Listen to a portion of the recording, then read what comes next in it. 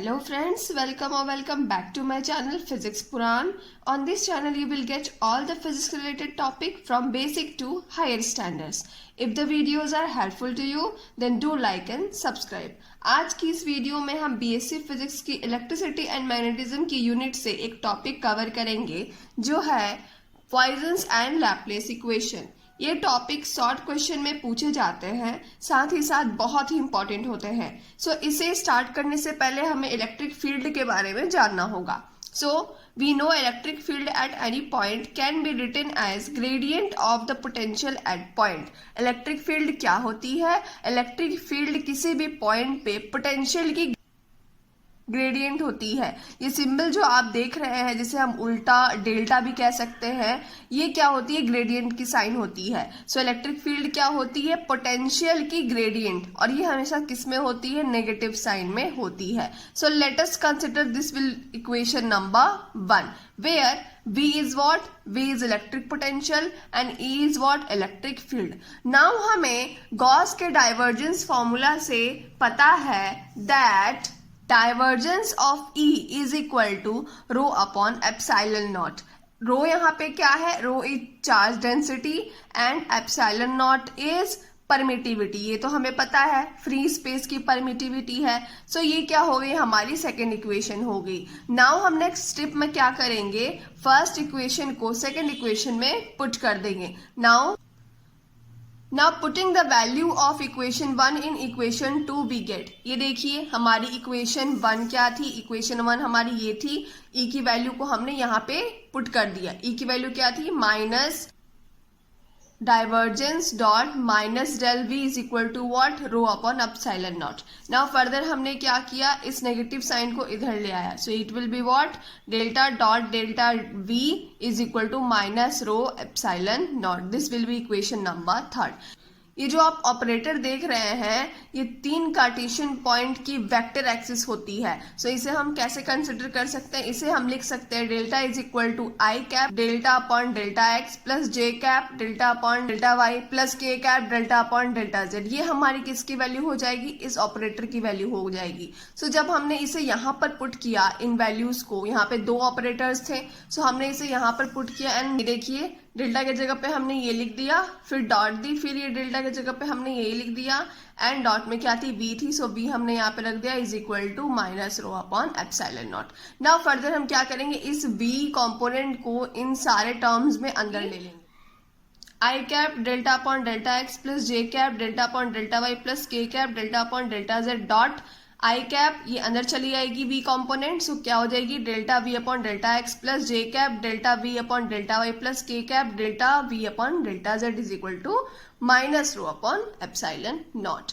अब हमें क्या करनी है? इन सारे टर्म्स को एक साथ मल्टीप्लाई करना है। सो हमें वेक्टर की फॉर्मूला याद है क्या होती है? अगर I cap and I cap multiply होगी तो वैल्यू कितनी आएगी? 1 आएगी। And I cap J cap and I cap K cap जब मल्टीप्लाई होगी तो उसकी वैल्यू क्या आएगी? 0 आएगी। सो उस फॉर्मूला को अप्लाई करके हमने इस इक्वेशन को सॉल्व करना है। सो यहाँ पे आप देख सकते थे हमारी लास्ट इक्वेशन ये बची थी। अब हमने क्या किया? इस I cap delta upon delta X को इससे मल्टीप्लाई किया। सो आई कैप क्या हो जाएगी? 1 हो जाएगी and del and del square and V की वैल्यू वैसे ही रह जाएगी। नीचे डेल एक्स क्या हो जाएगी? डेल एक्स स्क्वायर हो जाएगी। प्लस में देन आफ्टर जे कैप की वैल्यू 1 हो गई, डेल स्क्वायर हो गई, वी की वैल्यू हमने वैसे ही रख दी, डेल वी क्या हो गई? डेल वी स्क्वायर हो गई। सिमिलरली प्लस के कैप क्या हो गई? वैल्यू 1 हो गई। सो डेल स्क्वायर, वी की वैल्यू वैसे ही रह गई, delta Z so delta Z की स्क्वायर हो गई एंड इक्वल टू में क्या बच गई? रो अपॉन एप्सिलॉन नॉट। अब हम यहाँ से क्या कर सकते हैं? तीनों में देखिए वी जो कॉम्पोनेंट है वो क्या है? कॉमन हम ले सकते हैं। सो हमने क्या किया? इन सारे टर्म्स में से वी को बाहर निकाल लिया। नाउ हमें यहाँ पे क्या बच गया? Del square upon delta x square plus del square upon delta y square plus del square upon delta z square bracket closed, v is equal to minus rho upon epsilon naught. जहां पे हमें, आप यहाँ पे ध्यान से देख सकते हैं, ये जो टर्म हुई, इस टर्म को हम लोग लिख सकते हैं डेल्टा स्क्वायर, जिसे हम कहते हैं लैप्लासियन ऑपरेटर। सो आप इस टर्म को याद रखेंगे, ये जो इक्वेशन की टर्म हमने लिखी, क्या लिखी, लैप्लेशियन ऑपरेटर। ये लैप्लेशियन इक्वेशन नहीं है, ये लैप्लेशियन ऑपरेटर है। सो जब हमने इसकी वैल्यू को यहाँ पर पुट किया, then what we will get del square V, ये वी थी, इज इक्वल टू क्या आ गई, minus rho upon epsilon not.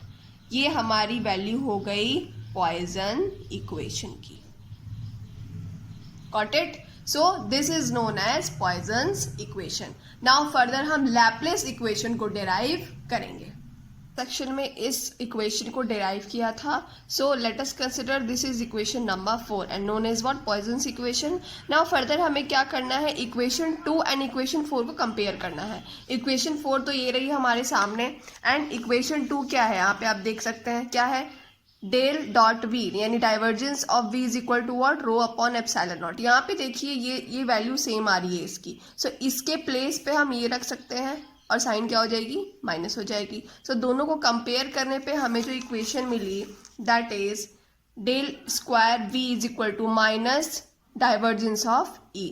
सो इसे हम क्या कहेंगे, ये देखिए क्या है, लैप्लेशियन है। लैप्लेशियन ऑपरेटर किसके साथ है, पोटेंशियल डिफरेंस के साथ। देखिए ये ऑपरेटर कभी भी अकेले इसकी कोई मीनिंग नहीं होती है। जैसे कि ऑपरेटर्स क्या होते हैं, प्लस माइनस मल्टीप्लाई, तो सिर्फ अगर आप प्लस माइनस मल्टीप्लाई कहीं पे लिख देंगे तो उसकी कोई वैल्यू नहीं होती है जब तक आप उसको किसी के साथ ऑपरेट नहीं करते। सो यहाँ पे जो ऑपरेटर है वो पोटेंशियल के साथ ऑपरेट हो रहा है। तो लैप्लेशियन ऑफ पोटेंशियल किसके इक्वल है, डाइवर्जेंस ऑफ ई के इक्वल है, और किस साइन में है, नेगेटिव। सो इसे हम लिख सकते हैं Laplacian of potential is equal to divergence of E along with negative sign. So अब हमें ये कंक्लूड करना है दैट लैप्लेस इक्वेशन क्या है। लैप्लेशियन ऑपरेटर तो हमें मिल गई, लैप्लेस इक्वेशन क्या होती है। सो आप यहाँ पे देख सकते हैं दैट यहाँ पे चार्ज डेंसिटी दिख रही है रो, गॉट इट। तो अगर ये चार्ज डेंसिटी 0 हो जाए तो हम कह सकते हैं कि वो इक्वेशन किस में कन्वर्ट हो गई, लैप्लेस इक्वेशन में कन्वर्ट हो गई। सो फाइनली हम यहाँ पे लिखेंगे if charge density is 0 that is rho is equal to 0। ये क्या थी, चार्ज डेंसिटी थी, इसकी वैल्यू 0 हो गई तो इक्वेशन 4 से हमें क्या मिल जाएगी, देखिए इक्वेशन 4 है, यहाँ पे इसको 0 रख देंगे तो ये पूरी टर्म 0 हो जाएगी। सो हमें क्या मिल गई, ऑपरेटर और square v is equal to 0। इसे हम कहते हैं लैप्लेशियन, है ना। लैप्लेशियन ऑफ पोटेंशियल क्या हो गई, 0। तो ये जो हमारी टर्म है ये लैप्लेस ने हमें बताया था। लैप्लेस ने हमें क्या बताया, that लैप्लेशियन of potential will be always 0 and this equation is known as Laplace equation. Next video में हम लैप्लेस इक्वेशन के सॉल्यूशंस को निकालेंगे and the topic will be solution of Laplace equation in Cartesian axis.